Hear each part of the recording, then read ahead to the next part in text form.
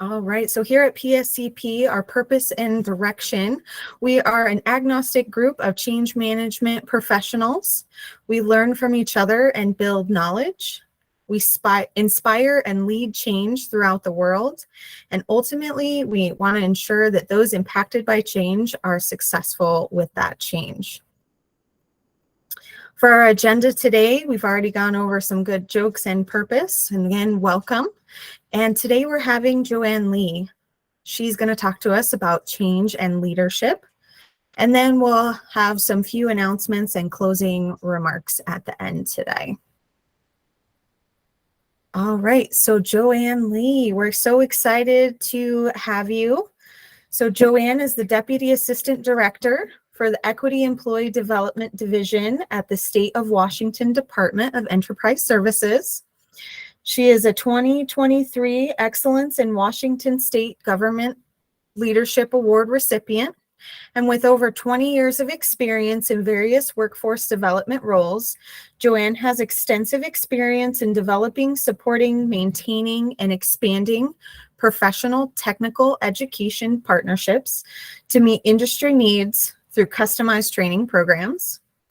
And alongside her passion for fostering relationships with community-based organizations, businesses, and industries, Joanne actively promotes partnerships for the workforce and continuing education.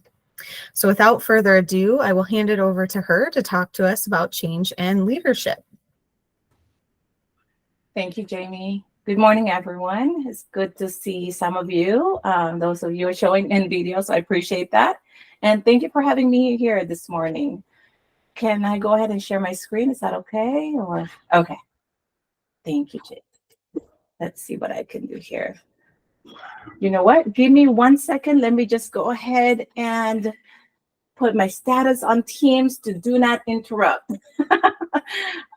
Because I am getting a lot of messages. And so I think if do not disturb, there you go. That should work. All right. Let's see. Try to share one more time. All right.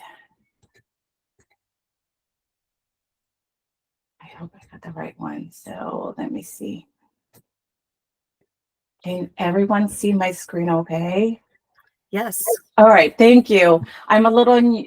I love Google. I love this platform, the Google Meets, but I'm not really familiar with a lot of the tools embedded into this program. So again, good morning, everyone, and thank you for having me here this morning. My name again is Joanne Lee, and I use she and her pronouns. And I am the Deputy Assistant Director for a division called Equity and Employee Development at the Department of Enterprise Services. Just to give you a little bit of a background of my division, we serve workforce development. We are the workforce development for the state of Washington enterprise-wide. So that means we serve all the state agencies. We do have cities and counties and tribes who also receive training from us. And so I have a team of 45 folks, along with about 30 vendors who deliver training across Washington State in behalf of Department of Enterprise Services. I'm really grateful to be here because I can't wait to share the story that may resonate with some of you. And I'm also available to connect afterwards if you do have any questions along the way, or if you have any questions even after my presentation today. So let me see here. Give me 1 second. I want to make sure I got all of the materials ready here. So let's go ahead and get that started. So when I was invited to present for this webinar, I have been thinking long and hard about what would be more realistic and relevant experience that I recently have when it comes to change, right, and change management. In my current leadership role, I took this position back in July of last year. And so I was actually put into this position with very little awareness of what the position would entail. I was basically one of those positions that was invited to go ahead and just be appointed to this role. And so when I took the appointment role, I had a lot of learning and growth along the way, and still do. And also not only learning within myself, but also figuring out how to navigate and lead my folks with this change. And so the purpose of this presentation is just to share with you what that looks like for me and my end, transitioning into this role and how I lead my team with this change. So with that, I want to go ahead and just give you some objectives about this session. Really, this is just to give you some understanding the importance of leadership when changes are made. And again, this is lesson learned. And then learn how to create a strong team ready for change, and understand how to keep your team members involved and inspired during this change. So with that, I'm going to go ahead and start off with this. I think many of you have heard of this, and many of you may be familiar with this concept, right? That change is normal, right? We experience change daily, maybe about 100 times a day, right? With different things that's going on in our life, right? And so I really like this quote. It says, change is normal part of our lives, but it's uncomfortable for the vast majority of people because it makes them feel like they're lost control, right? The main thing is that lost control. Do you remember a time when you felt like things were being done to you that you had no control over? That's how they may feel now. In every way you can, let them know that you can relate to that. So I'm going to pause here for a second and just see, do we have a raise hand option here? How many of you feel or resonate with this one, that change is normal? I see some hands. All right, it works really cool here. I do Teams and Zoom a lot, so this is, oh, I see a lot of thumbs up. All right, thank you so much. So I think we all know this, right? As a change management practitioner, we know this, right? But then again, the question is, what is the impact of that change to other folks, right? Not just for us individually, but for the other folks who we lead or we encounter with, or we basically work with, right? So just really recognizing that it's a little difficult for other folks, and that is okay.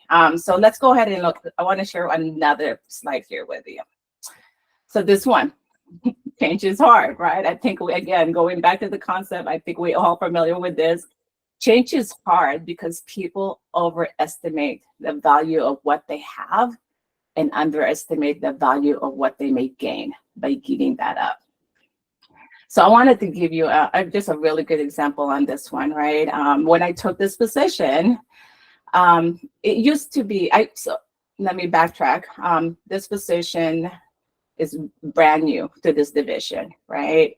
So, and this division, I actually used to work with this division once upon a time. And I was an individual contributor at that time, right? So as an individual contributor coming back to this division, being the deputy assistant director was a huge adjustment for our folks, right? For me and for my folks. I now lead my previous supervisors, right? I have 3 of those supervisors that directly report under me right now. So I just want you to think about that for a second, right? Think about that change. And my peers, my colleagues, now 3 levels below, right? 3 levels below with my position, my current position. So coming into this role and trying to embrace this change, really experience some of those areas where I feel like I needed to navigate, right? Navigate the conversation, navigate the folks. I've had some resistance that I experienced. And so I was really new to this, what that change management looked like. Luckily, within my first month of my taking this role, I took this change management certification. I was like, you know what? So much I can do with this concept, so much I can do with these materials. And I did. I started applying the tools right away. I wanted to make sure that I'm being proactive, want to make sure I'm doing this right. And so I'm going to share with you some of the tools that I actually learned from the class that I was able to incorporate, and I wanted to share with you that success stories afterwards. So again, being able to give up not only my old position coming into this role, my team, my direct reports had to give up a little bit of that idea that I used to report to them, right? And so just being able to recognize that I am now sitting in this role that appears to them, or making the change happen, right? And being able to work with them individually and then as a group to make those changes happen. So this one right here, I'm not sure if many of you may be familiar with this. This is the change and transition model. So I'm just going to go ahead and ask the raise of hands again. How many of you are familiar with this change and transition model by William Bridges? Okay. This is a change management practitioner. Okay, of course, you are very familiar with this. So I wanted to kind of talk a little bit about this. And I think this is where I had a lot of growth with this area, right? And recognizing that this is when I became a leader, right? When you become a leader, you think about those transitions that was not just a job title, but the responsibilities that we have, and also our responsibilities with our employees, right? With our team. It is a change in the way we view ourselves, with our role, our relationship with teams, and how we get that job satisfaction. How do we get the job done, right? I think we are very familiar with the ending, the neutral zone, and the new beginning. So I'm just going to go ahead and walk you through with this a little bit. So a lot of the times when you become a leader, you're not only accountable with your regular task, right, that you have to do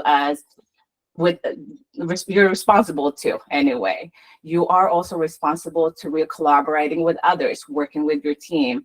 And so being able to navigate those behaviors, not only when you're feeling resistance, but also those behavior that are folks that are also excited about this change. So when you look at this, you can see this William Bridges change and transitions show the impact of change on productivity as people move through that transitions from endings to new beginnings. And so when you look at this change, we know change is fast, right? It happens. I was put into this position, and it's situational, and it happens to people whether they agree with it or not. I think that's what we need to recognize, right?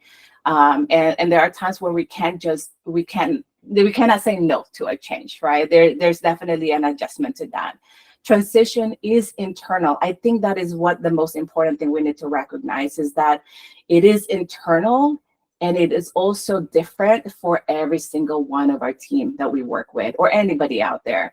It is what happens when in people's mind as they go through the change. And oftentimes, it is very slow, right, process.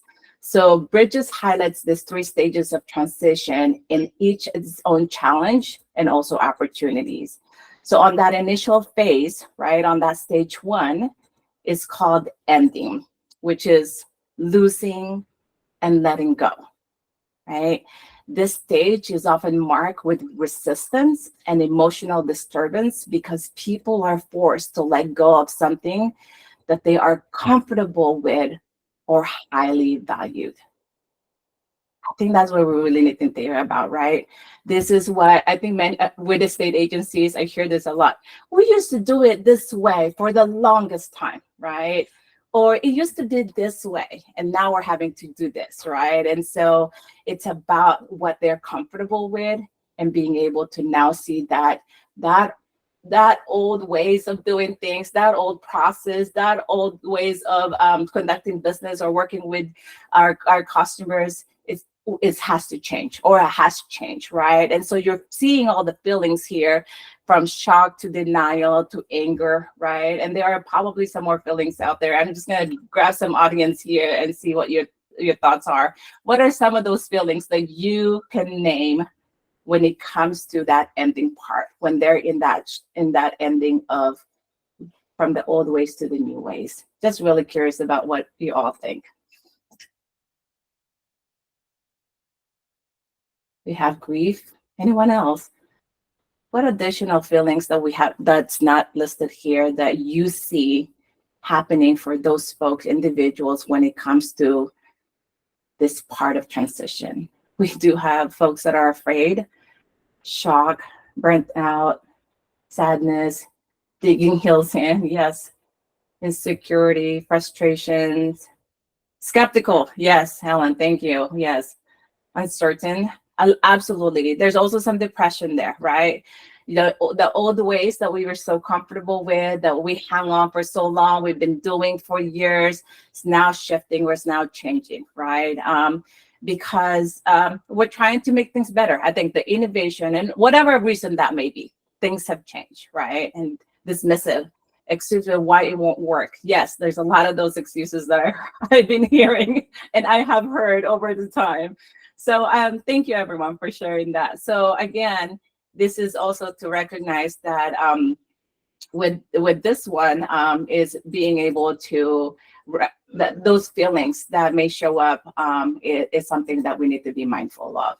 On the other hand, in stage 2, can be increase in creativity and innovation, right? This is the great time to encourage people to try new ways of thinking and embrace that innovation. So being able to go through that neutral zone, this is when people affected by change are often confused, but also uncertain, also impatient, and have anxiety about their new role. Oh, I remember feeling all that right in the beginning. Depending on how well you manage this change, they may also experience higher workload, which some of you indicated here, as they learn new system of and ways of working. So I want to go ahead and go to the third item here. The stage 3 is referred to in the new beginnings. It is the time of acceptance and energy. People have begun to embrace the change. And again, it depends on the folks, right? Sometimes folks are already here within the first 3 months when that change happens. Sometimes about 6 months. Others are still working to getting out of that stage 2, coming into the stage 3, right?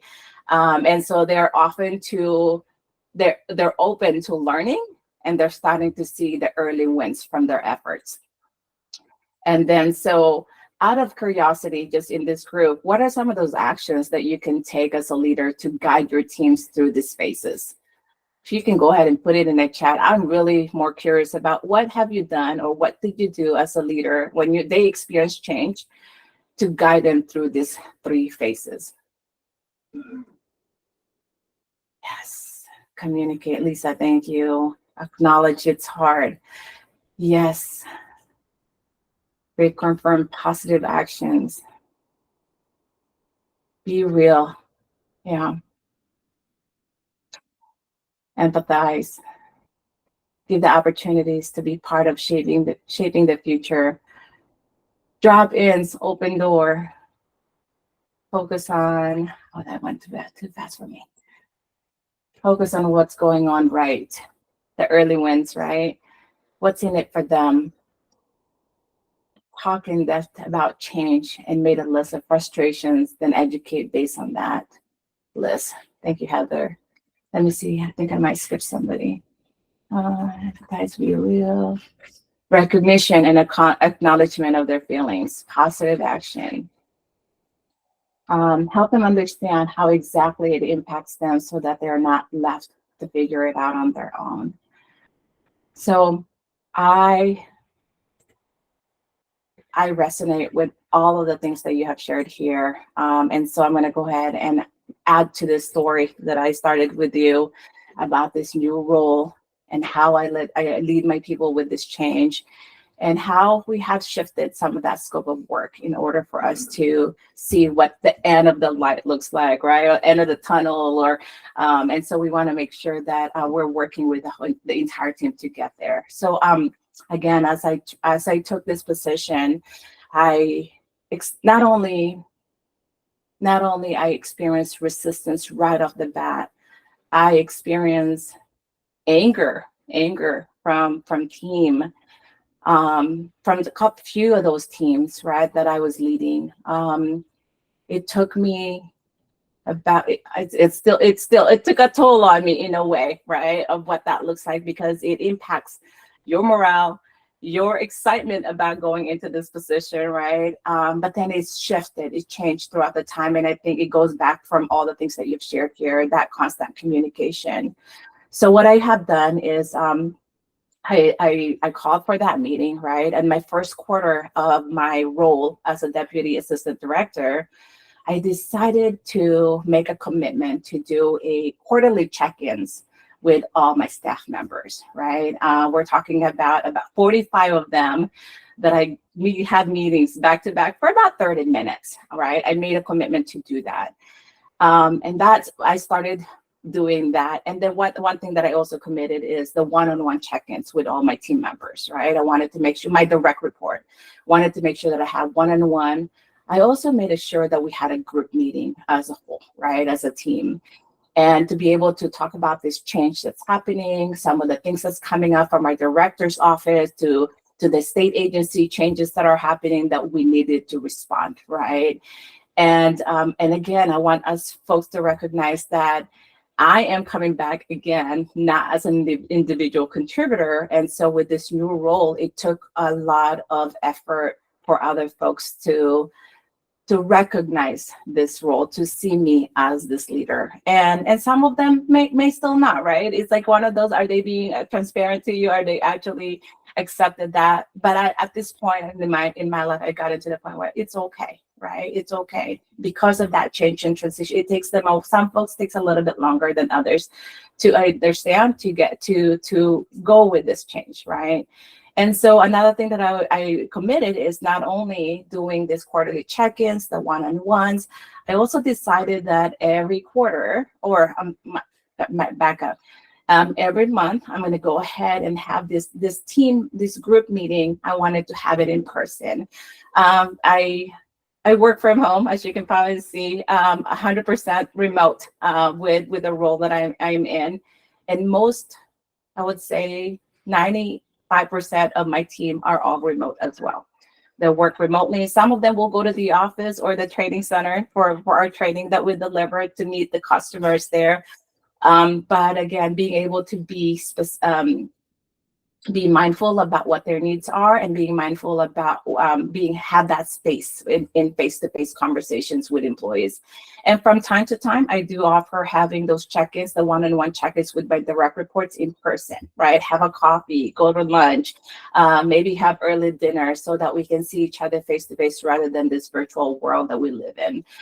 So that with that, I set that precedence and able to do that for the first 3 quarters, right? I'm going into my 3rd quarter now of the year. And so being able to do that, and it's been working for me, and I would say that it's working for them as well. One thing that really, not only this change of leadership, we have this immediate project that we needed to do, right when it came back. And what that is we needed to be able to update what we called our leadership development that we offer enterprise-wide. This leadership development training is our WAC required training. And what that means is that supervisors and leaders need to take this training within the first year that they are hired as a supervisor. And all the state agencies come to us to receive this training. It used to be a 3-day training. And what we needed to do is modify and update this training to make sure that it include human-centered approach into leadership, anti-racist approach to leadership, and making sure that we embed some technical training into the classroom.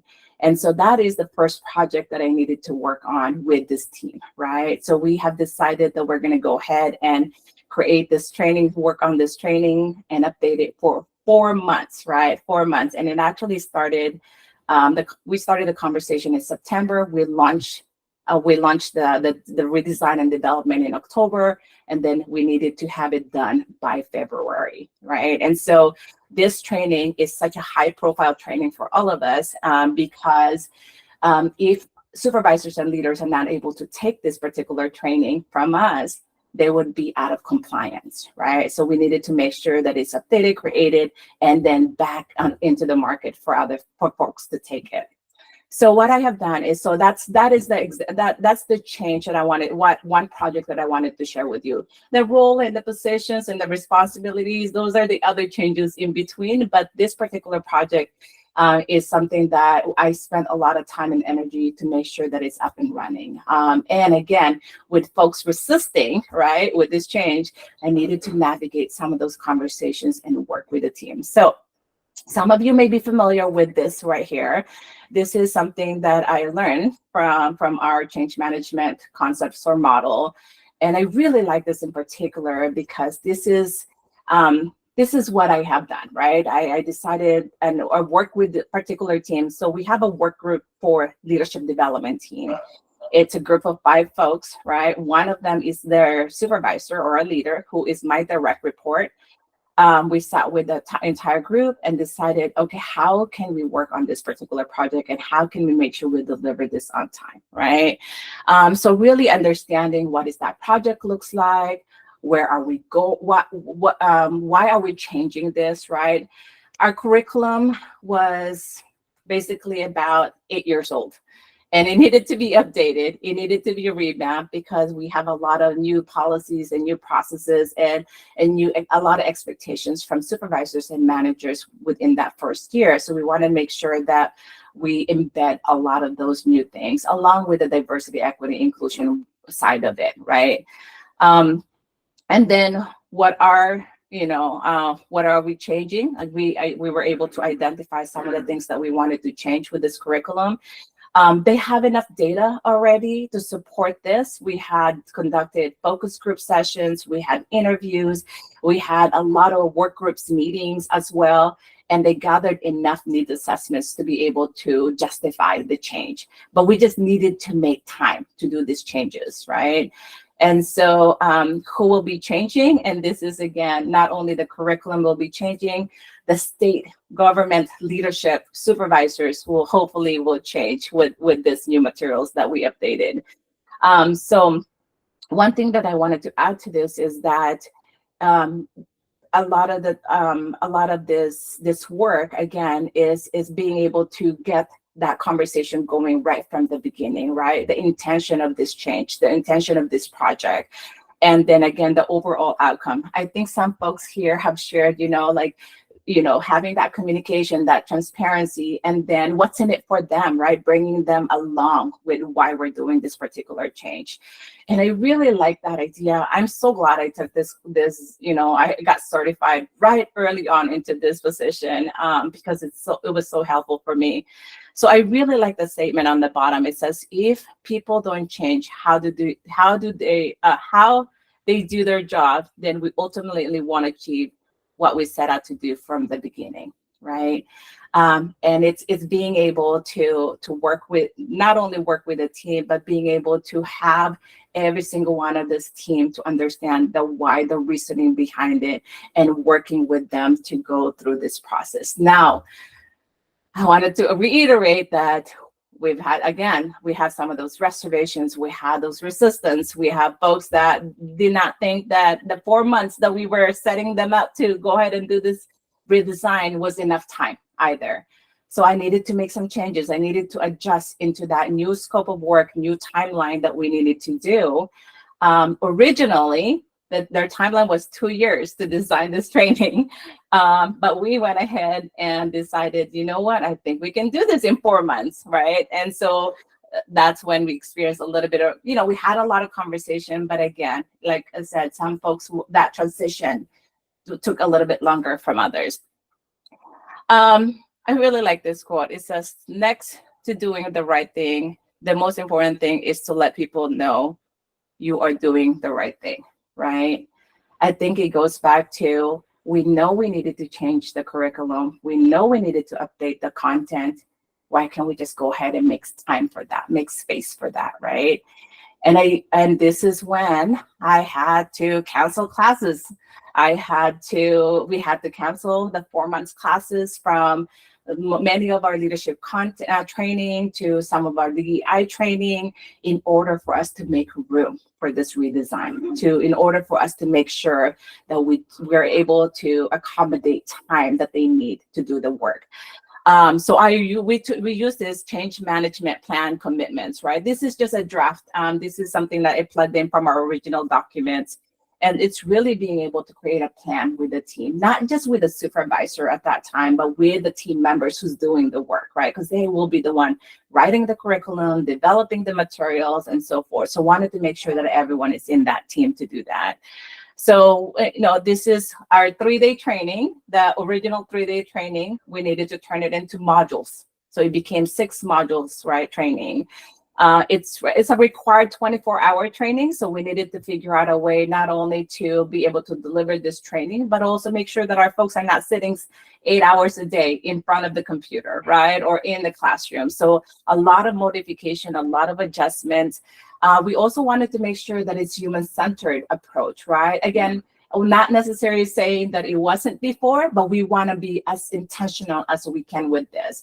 It really embedding the anti-racist work as well, the inclusion, the diversity, of removing biases as a leader. A lot of that content we're able to plug in for this new redesign concept. And then we just needed to identify like what are some of those resources that we needed in order for us to be successful, right? And again, creating this plan. And again, it kind of, for me, I feel like this is like a charter, right? A project charter that we normally would do. But being able to have those commitments of what that looks like, and being able for everyone, transparency, being able for everyone to see what is our overall goal and who's doing what. So then we have a task items as well, documents. And I'm going to show you what that looks like here.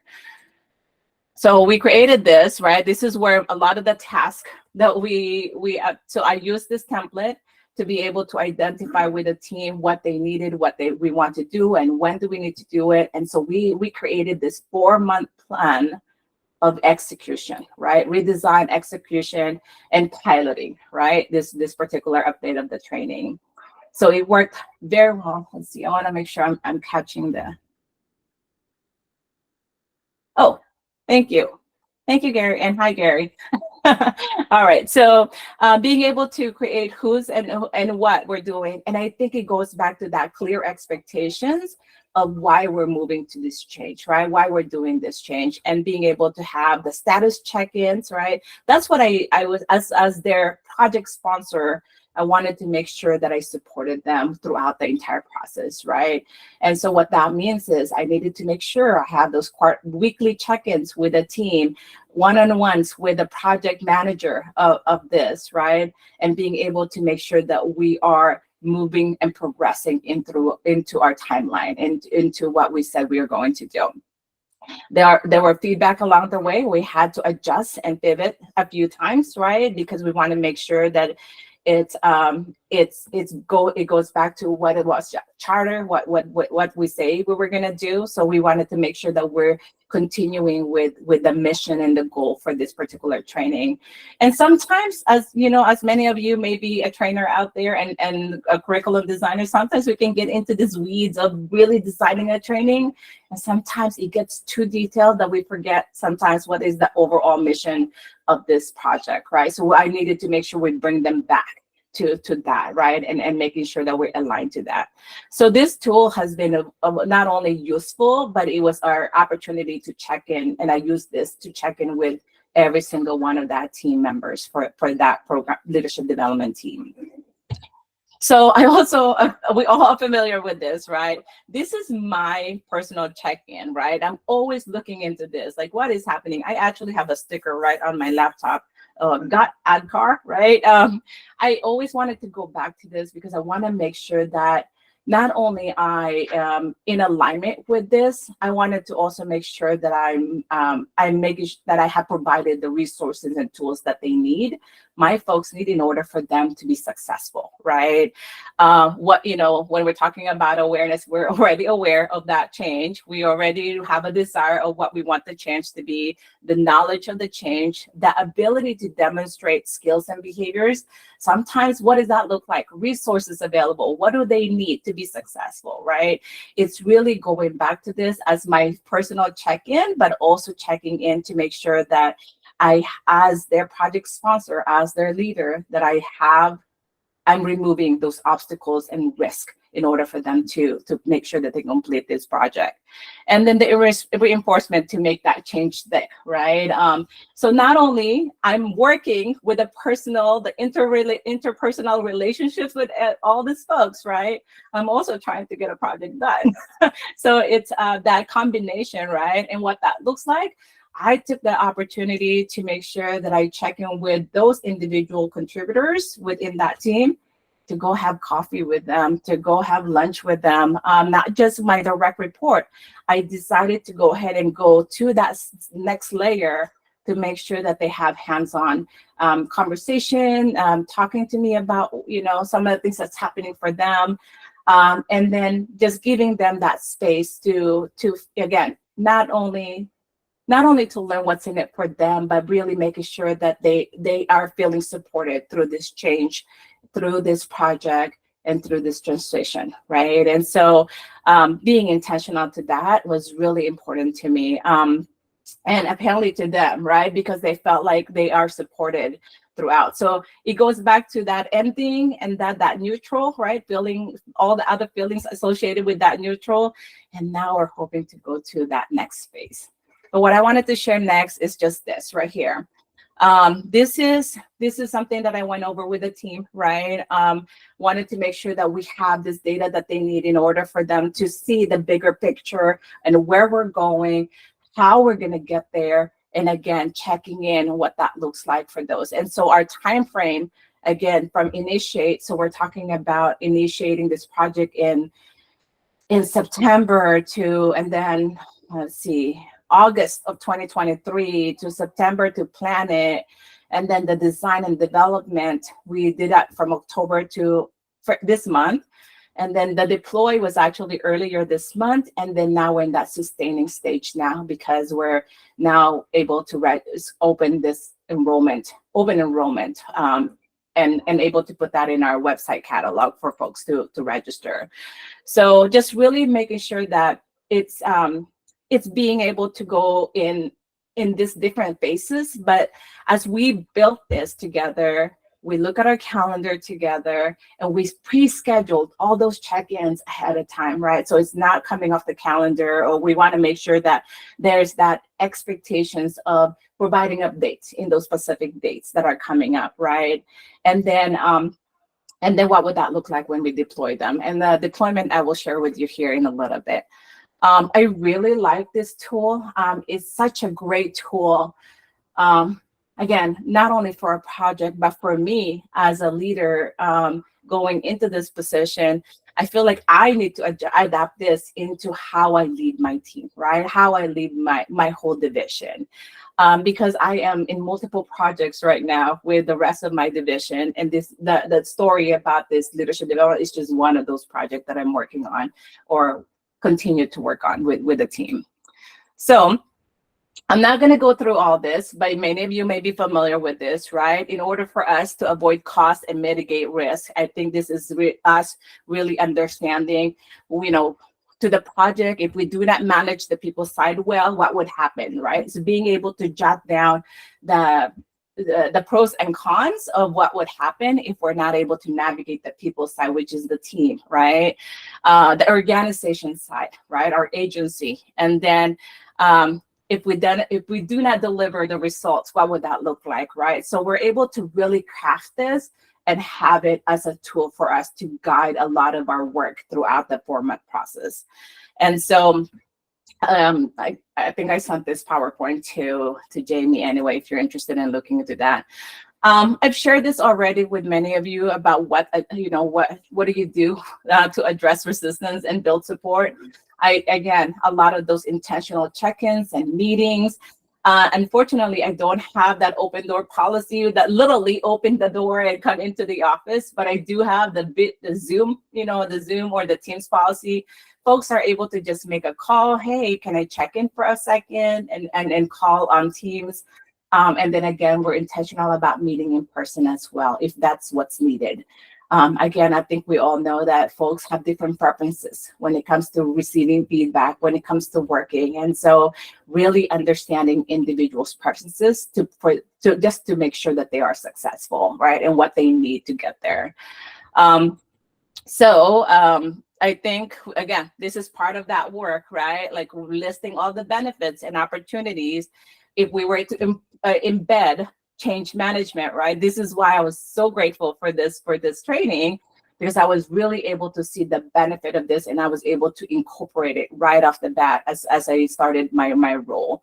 And then what are those risks and consequences? So as we can see, if if I just wing it, I think that would have been very difficult for me to go from being that deputy assistant director, from an individual contributor, to leading this team that used to supervise me, right?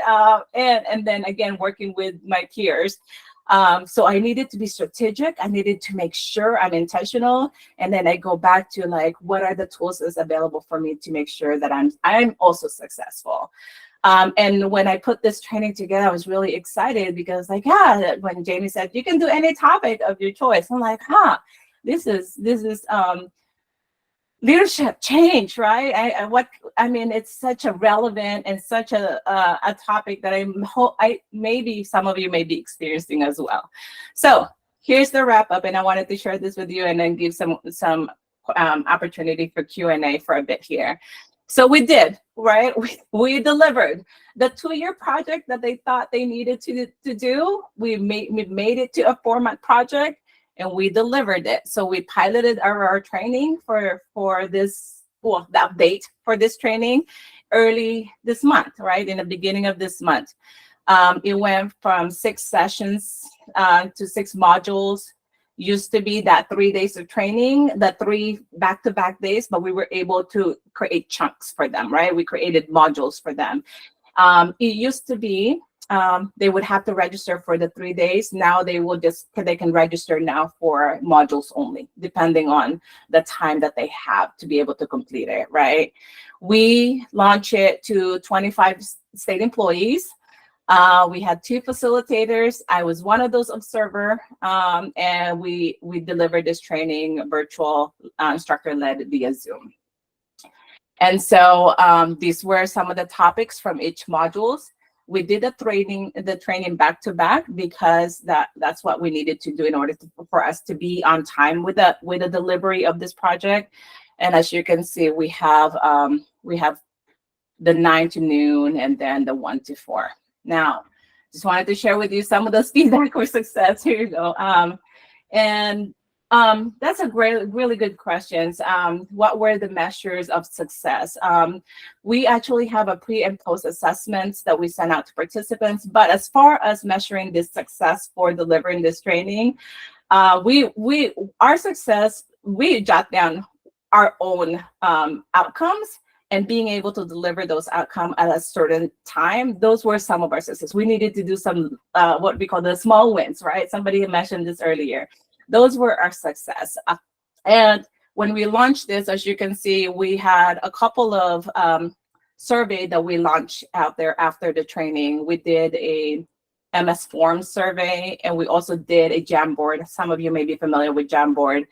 And these were some of the feedback that we received. One thing that we have a few things we need to adjust. It's more like tweaking some of our breakout sessions, the timing. That was really it. The content overall was on point. We went back to the evaluation or our needs assessment, and we need to make sure that we match that from our needs assessment.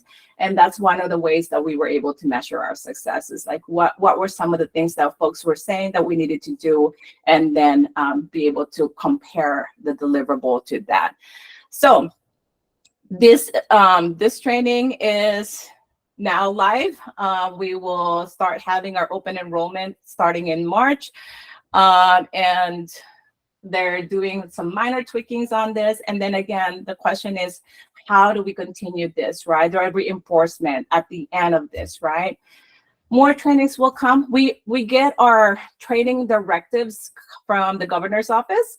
So when the governor says, I have a new EO, or we have this order for training, our agency, my department, receives those executive order. And so we work on that project again, start all over again, right? And so one of the new executive order that we received is called plain language or plain talk. And this needs to be launched by July, right? So I have a whole new team that's working on that plain talk, working with our vendors to make sure that we meet that expectations, but because by July 1st, it needs to go live, right? So that's just one of the example of the project that I work on with my team. But I'm just gonna stop here and see if you have any questions. I'm gonna stop sharing so I can see some folks here. All right. Thank you, Lisa. I appreciate that. Yes. Yeah, so I'm gonna create a space for any questions you may have. Oh, I think I would say, I don't know if Jamie shared this or maybe not. Right at the top of the hour, I am presenting our success story to the executive leadership team. So I have a 15-minute segment with the executive leadership team to present about this project. I do need to hop off a little bit early, but yes, please, I'll take any questions you may have. It looks like Lisa has a question. Actually, I have a comment, Joanne. I really appreciate your authenticity and your vulnerability from knowing leaders are made, not born, and how you shared all of that through your story. That was fantastic. So thank you. Thank you, Lisa. Thank you. I did have a lot of sleepless nights and crying in between. So thank you. I really appreciate that. Anyone else? All right, folks. What I do want to say is not only I'm honored and grateful to share this space with all of you this morning. Thank you for letting me share this little story of mine and how I embedded change management into this work. I am a huge advocate for this tool and this resource, and looking forward to opportunity to maybe rub elbows or see you out there in the near future and hear some of your stories as well. With that, thank you so much. I'm going to hand it over to Jamie. Thank you, Joanne, and another round of applause for her. She had a great presentation. Thank you so much for joining us today. Thank you. Goodbye, everyone.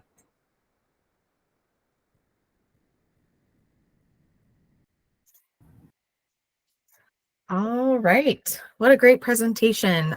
Joanne has been wonderful. So just a few announcements before we let you go. We have some PSCP board openings. So if anybody is interested in the Director of Operations and Learning Development, this position will oversee and support the production lead and technology and analytics lead. So Corey and myself, facilitates after action reviews for the webinars, ensures resources and content are up to date, and leading the training and development procedures, questions, and assistance. So if you're interested, feel free to send the answers to these questions to the email provided. We would love to have you guys join us. It's a lot of fun and a great group of people. And here are our current PSC board members. So if you have any questions or wanted to reach out to any of us to ask about how it is, or just have any questions in general, we're happy to support everybody. We're also excited to announce that we updated our website, try to make it a little bit more accessible and user-friendly. So we have updated content, information about our book club. So for those of you that haven't joined us yet, there's some information on there. We have all of the webinars, both past webinars as well as future upcoming webinars that we plan to do. So all of our announcements are on there. We just released the latest newsletter, so that can be found on there. You can also sign up for the newsletters and sign up to be a PSCP member as well. And then lots of additional resources. So there's the actual website if you want, or to scan a QR code, whatever is easiest. And thank you, Corey, for putting that in the chat. And then we also have a call for speakers. So we are working alongside the 2024 Colorado Innovation Conference. Many of us on the PSCP board contribute to this and are part of this. So we're very excited about it.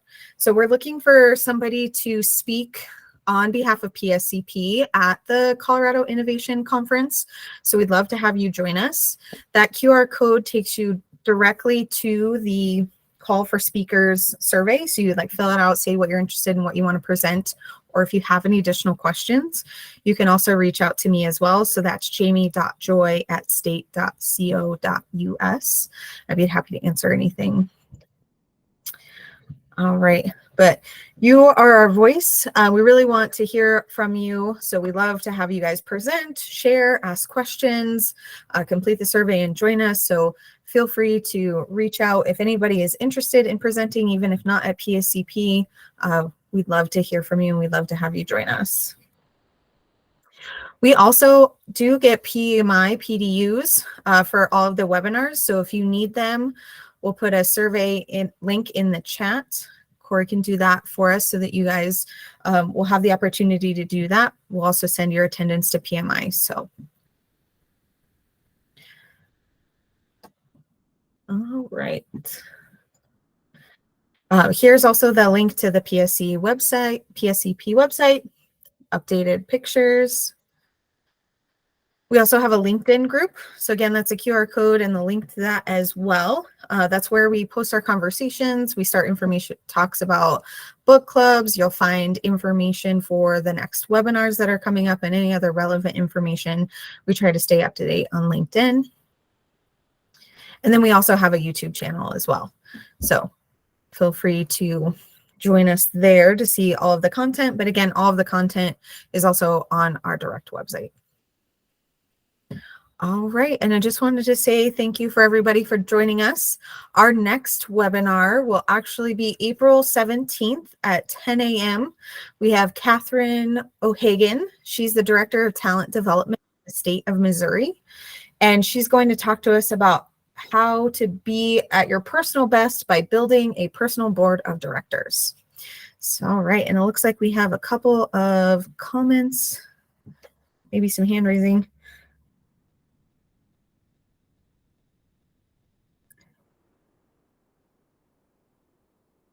Okay, looks like Stephen has some information, so I'll follow up on that. Thank you, Stephen, for that speaker recommendation. All right, and that concludes today's presentation. Thank you so much for joining us. And if you have any other thoughts or comments, we'll stick around. Thank you.